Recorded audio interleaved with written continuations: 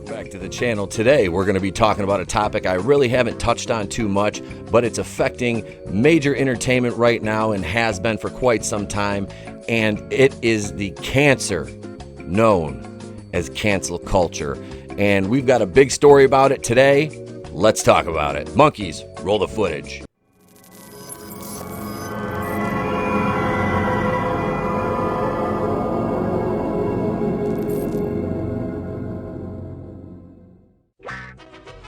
Looking at the tweets that I see here, I've seen much worse than this, but Hartley Sawyer is an actor.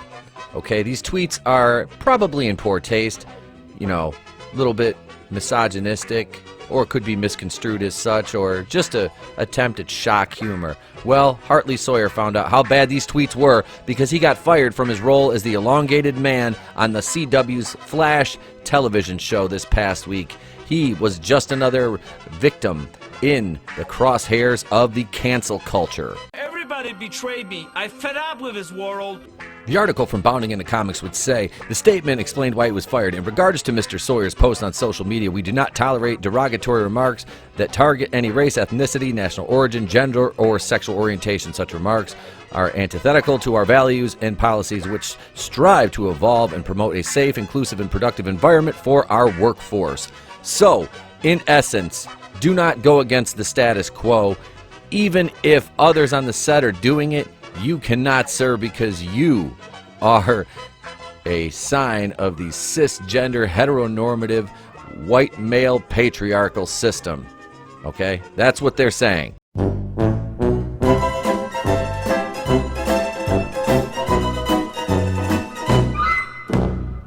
In a joint statement to The Hollywood Reporter from the CW, Berlanti Productions, Warner Brothers TV, and executive Eric Wallace had announced they fired Sawyer. Hartley Sawyer will not be returning for Season 7 of The Flash.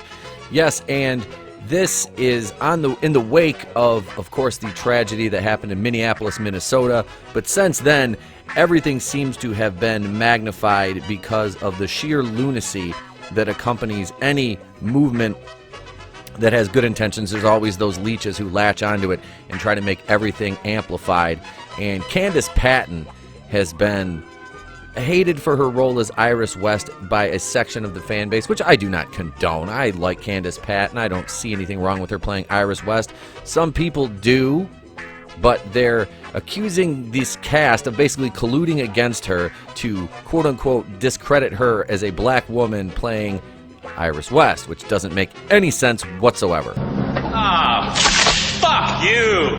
To me, these aren't the Twitter rantings of a nefarious racist. These are ill-advised tweets by someone who maybe considers himself a bit of an edgelord, and like I said, just trying to get that cheap heat on Twitter, and that's really all it looks like to me. And @SocialWokeGirl is just one of the many people who vehemently insists that all of these people on the Flash and the Arrowverse are racist, and most of the vitriol they spew is directed at Candace Patton for her, as I said before, portrayal of Iris West simply because they cast a black woman in the role. I don't see it that way. I've never had a problem with the character at all. So Hartley Sawyer got canceled by the SJWs. Twitter basically got him canceled. Blue check marks and weirdos and everybody else has been teaming up on these actors and actresses for tweets that they made years ago, and he lost his job because of it. This is the problem with cancel culture. And they didn't stop there. No, they're going after another actor on the show. Well, I should say actress. Let's talk about Miss Danielle Pennebaker now, who plays Caitlin Snow, a.k.a. Killer Frost. Ha! Gay! The Flash fans accuse actress Danielle Pennebaker of racism, call for her firing. This is because there's a group of fans who are quote-unquote shippers, who are the real toxic fans, have been attacking Candace Patton's character Iris West because they want Pennebaker and Grant Gustin's character Barry Allen together. Together, the shippers have named them the Snowberry. Snowberry. Okay, so apparently this is racist, and the outcry on Twitter is that Pennebaker is complicit in this due to her non-denial of the ship between the Snowberry characters. Now, as we all know, according to these weirdos on Twitter, if you don't say anything, that's consent. And consent is wrong in this case.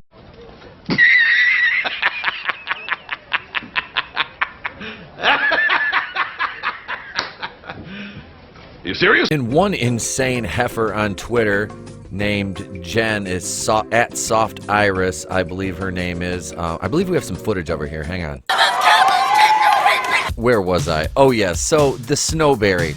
And this whole ship, they said, was born out of racial prejudice against Candace in an attempt to, discredit her, marginalize her on the show, and hopefully lead towards them kicking her off or taking the romantic aspect of the show and shifting it towards Barry and Caitlin as opposed to Candace and Barry, which was the angle in the comics and pretty much every one of the movies that's been made as far as the DC animated movies go. I really want to know what these people do for a living because on June 3rd, the user Soft Iris authored a multi-tweet thread claiming to reveal the untold truth of Danielle Pennebaker and others claiming they undermined Patton. Now, this is all boils down to, if you look at it, the the quote-unquote marginalization of a black woman on the show. Now, they're fighting over imaginary characters, mind you.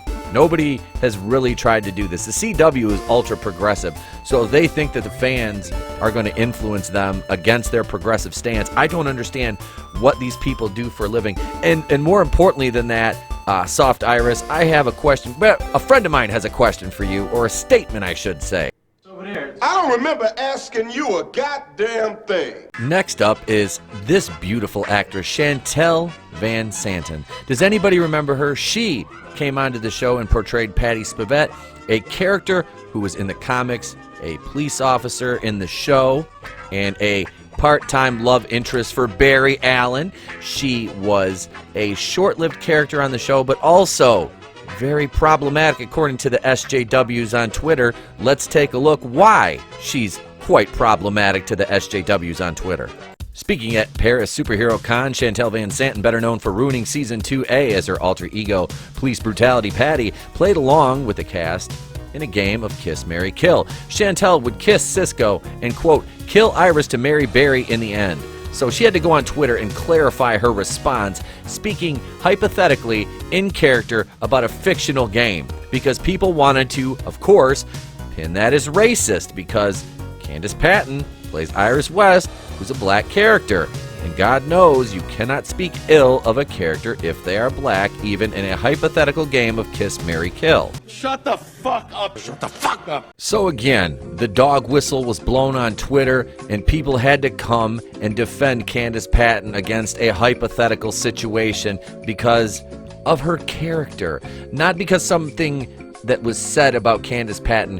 It was a perceived imaginary slight against a character by another actress in character. Do you see how ridiculous cancel culture is now? It's like you've got to have the vision of Helen Keller not to see how cancerous this is to entertainment and society in general. That's it. That's it, Helen. Water. Water. Whoa. She did it. Another Arrowverse actress that would draw the ire of Twitter was Katie Lotz, who formed a group, The Actress, with a couple other actresses as a group called the She-Thority, which is basically, in short, meant to lift women up. Now, apparently, the perceived imaginary slights toward Candace Patton by all the white actresses, mind you, these are people pointing this out on Twitter, they didn't do enough to try to stop the shippers from erasing Candace, trying to push her out of this She-Thority group, which she was one of the founding members. And all this is basically made up in the eye of Twitter and the people that use it. So another attempt at canceling an actress. Shit.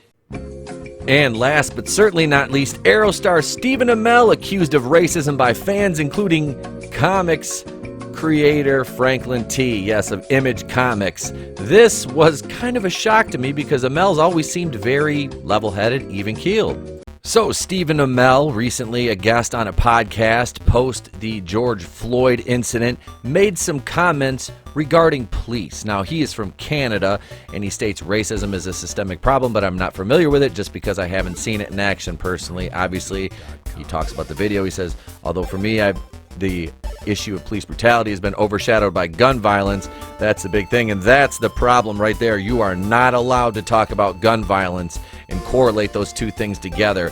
And fans took issue quickly with that by his talking points brought up. And this is another attempt by these weirdo SJWs on Twitter to try to cancel somebody simply because they don't have the same opinion, which is ridiculous and goes against everything that this country stands for. And I'm sorry, but this whole cancel culture and entertainment has got to go. It's not doing anybody any favors. And the Flash himself, Grant Gustin, would weigh in on the canning of Hartley Sawyer, and he would basically back showrunner Eric Wallace, who ended his post with the hashtag Black Lives Matter, which nobody's disputing they don't, but I really don't think that a quote-unquote group of shippers who is, lobbying on Twitter to see two characters together really has a huge, hand in, diabolical racist plots against Candace Patton. Now, like I said, Hartley Sawyer's comments were a little bit rough. His comments were bad, but Gustin, of course, towed the company line, and he had to because he's already been in the crosshairs because some of the Twitter people, the Twitterati, are not his biggest fans because they think he's complicit in the Snowberry scheme and diabolical plot against Candace Patton. You see how ridiculous this is? Social justice, 1, 2, 3. I wanna be PC. It's just the way to be for me and you. Your hateful slurs are through. You see the poll results right here. Should the best actor get the job, regardless of race? Overwhelmingly large percentage of users who voted on this poll and bounding into comics said yes, the best actor should get the job. Unfortunately, many people don't see it that way. If a white actor is cast in a non-white role, there are plenty of people who are pissed and upset. And this just goes along with cancel culture. That actor or actress will then be, assaulted verbally and attacked on Twitter and made to feel like they've done something wrong, which they have not, because it doesn't matter. If you can recast traditionally white roles with non-white actors and actresses, then you can cast traditionally not white roles with white actors and actresses, and it doesn't matter. You know why? Because as long as it makes sense in the context of the story and it's fictionally based, then who cares? Because it's all acting, all you're doing is playing pretend. Here's a quick side note of what happened to Ed Skrein when he was supposed to be up for a role in Hellboy that was traditionally an Asian role, but they recast and brought in Daniel Day Kim. He was in Deadpool, Ed Skrein was, but then you look here at the bottom, they talk about Scarlett Johansson and Rooney Mara. This cancel culture is a widespread problem. Cancel culture, it's a pervasive problem in our entertainment. It's a widespread issue. It's taken off like a wildfire, and it is absolutely nuts. All right, you want to get nuts? Come on. Let's get nuts! And what makes it so insane is the lengths that people will go to try to cancel someone. I had this happen to me, long story short, when I was working in finance. I made a comment on Facebook, pretty tame comment, and people were searching my page, trying to find out where I worked. They had sent messages to our corporate office, to my direct boss. Luckily enough, after a phone conference with HR and corporate, everything was straightened out. Did not lose my job. Was no adverse action taken against me. It was completely falsified by some idiot who got triggered by something on Facebook. Let me know your thoughts on the cancel culture. Let me know your thoughts on what its effects are going to be moving forward on the Arrowverse. Do you have any interest in the Arrowverse moving forward? What do you think of Candace Patton's plight or perceived plight? Let me know. Let's take this thing home. Here's where you can find us all across social media at TB2BR on Instagram, the Place to Be Reviews page on Facebook, the official Place to Be Reviews fan page, that's our private group, at the Place to Be RE1, at N80Pete on Twitter, past podcast available on Anchor, iTunes, and Spotify, and now the Place to Be Reviews on Discord. You can also email us if you're old-fashioned, okay boomer, at theplacetobereviews@mail.com, the world's best mail. Thank you very much. Also, on the way out, don't forget to bitch slap that like button. Do me that big solid, would ya? Yeah, I think you can do that.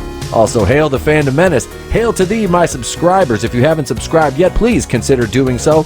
Help us grow the channel. Hail the Fandom Collective, a group which we are proud members of now. We'll be working with them on a lot of collaborations in the near future. And I'd like to personally thank you all for joining the Place to Be Reviews That's right, I'm Itepakuian of the Place to Be Reviews right here with all yous. Remember, if I don't see you, have a great day and a pleasant tomorrow.